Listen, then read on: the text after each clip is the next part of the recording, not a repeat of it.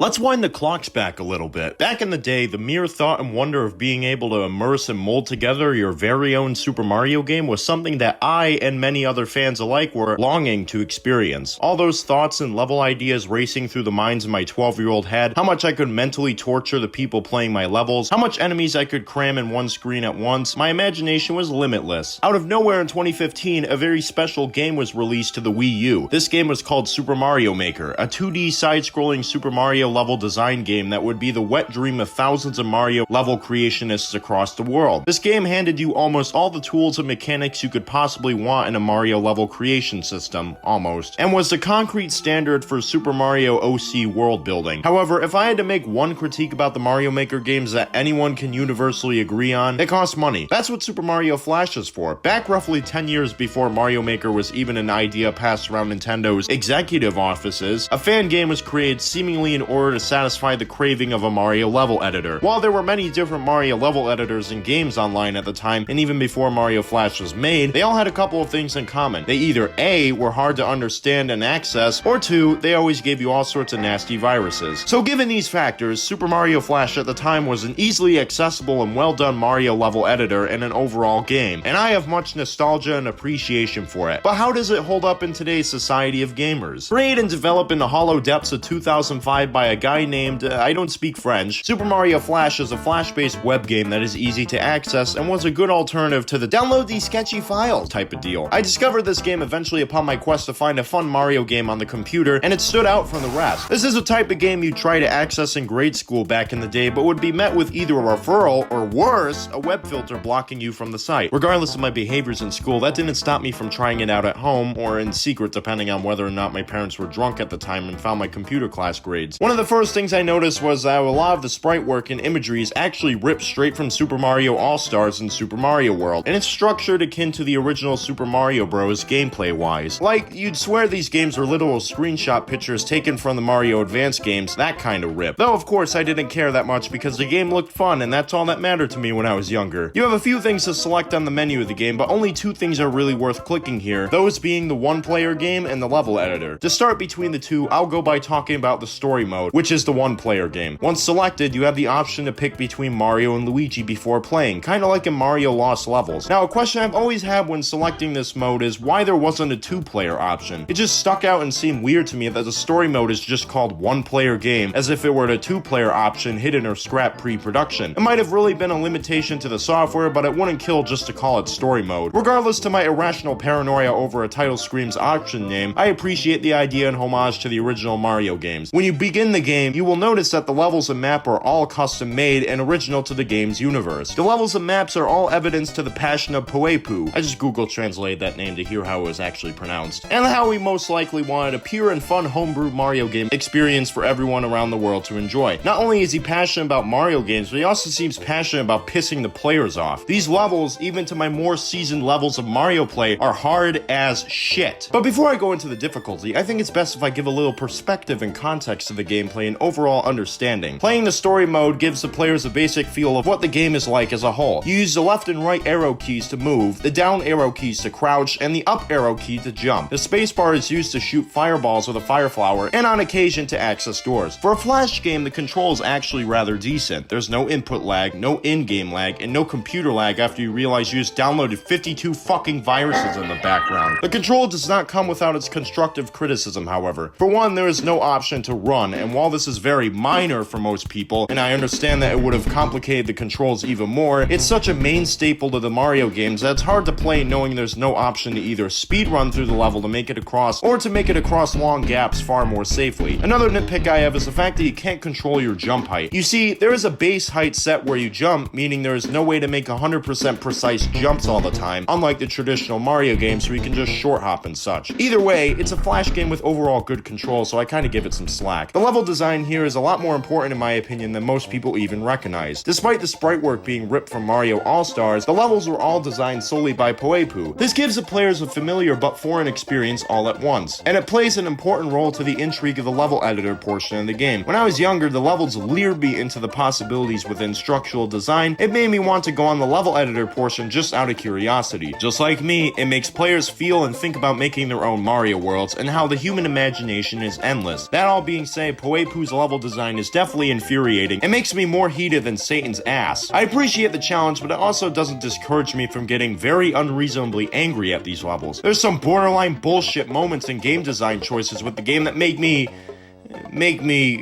You ever just massage your dick in a cheese grater? The difficulty is a very good thing on the flip side, however, as it creates a challenge dynamic with the game and the player, thus resulting in constant playthroughs and returns for hours on end. For the most part, the levels are pretty gay, but tolerable enough to fuck with, yeah. There's actually a way to enter cheat codes into the system to make your experience overall better. Shit, I've reached a real low in life where cheap Flash games cheat code crap is the only thing that cleans the base of this game. If you press C and H on the keyboard and select options, then you are greeted with more rewards than chasing cheese lunch, giving you the option of having 50 lives and having all of the courses cleared out for you. While we're on the topic, another minute detail about the options menu is that you can rename yourself to whatever you want.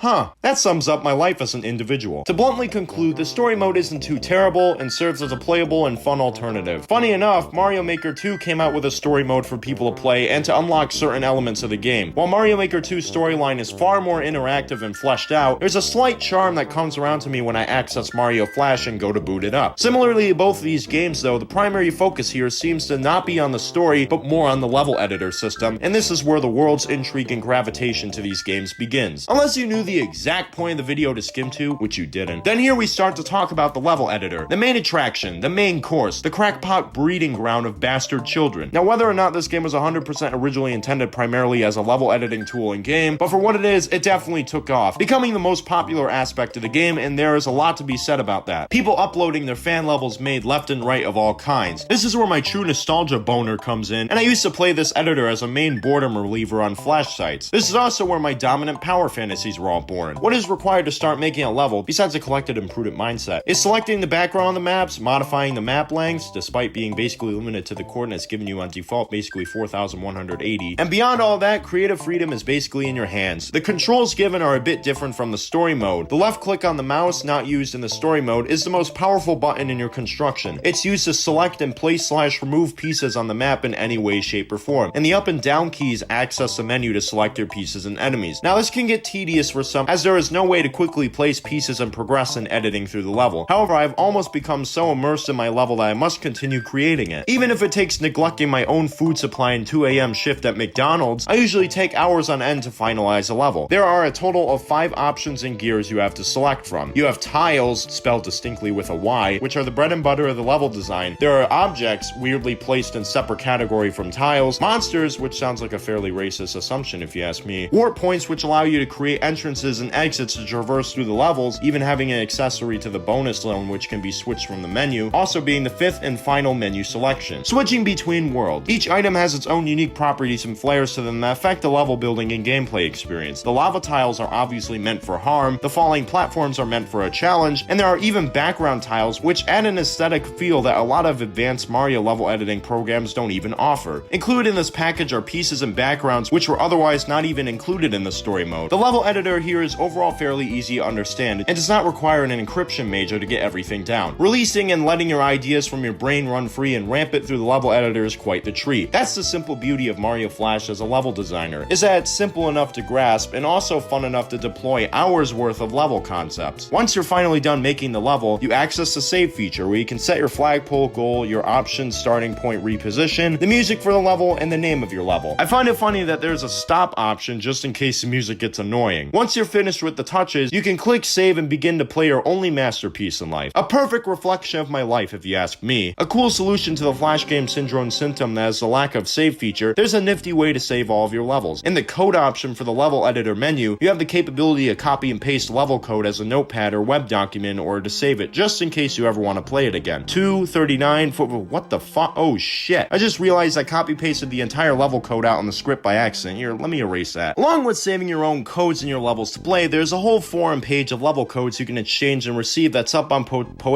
my god, I feel like I'm butchering this dude's name throughout the whole video. I tried many of these buttes out when I was younger and personally affected by all the blaze that these levels provided. You psychologists probably watching could probably tell by now I'm pretty worn out, quote unquote, by the past enemy spam levels and Kaizo type low. Yes, I'm traumatized! And so, that is Super Mario Flash, and it was just as fun replaying it for this video as it was back in the days. Maybe that's just sentimentality bias getting to me, but this game actually surprised me upon replaying it because of how solid a fan game it is. It's got an easy to access and learn level production system, a modest story mode, and is overall a good Flash game. Even if there are some fish scale inaccuracies in the game, and even though there are better Flash games out there, the game has impacted and drawn in many people to the Mario series, including me. There's just a ripe nostalgia I have when I was younger and used to go over to my best friend's house for a sleepover, and we'd make levels together to see who was the most creative and difficult and who could beat whose. Granted, that was still present today with Mario Maker, but not with the same way and charm as Mario Flash. Interpret this video as a love letter or an analytical essay all you want, but the main point being that I'm glad this game exists. It played a big contribution to my introductory to the Super Mario franchise, and I don't think I'll ever have many of the awesome interests I currently adore today if it hadn't been for the simple yet fun Flash game. So I just wanted to say, thank you. Now, I can't help but get it off my mind, there's actually a sequel made for this game. Yeah, and wouldn't you believe it, the sequel is actually better than the first game talked about in this video? In that case, I've got to review that game, right? Well, I say more than a climax porn star and Jeff Goldblum combined. Fine, I'll review it. Eventually.